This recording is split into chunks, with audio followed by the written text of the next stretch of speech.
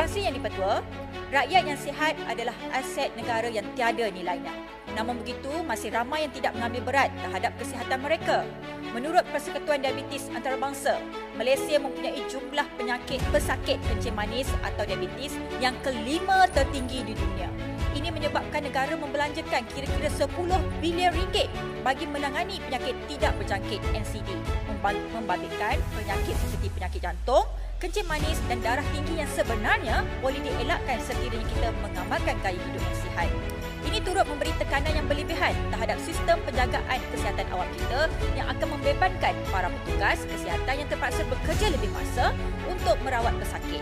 Sudah tentu ini memerlukan pendekatan World of Nation dengan izin untuk memastikan kelestarian kesihatan awam kita.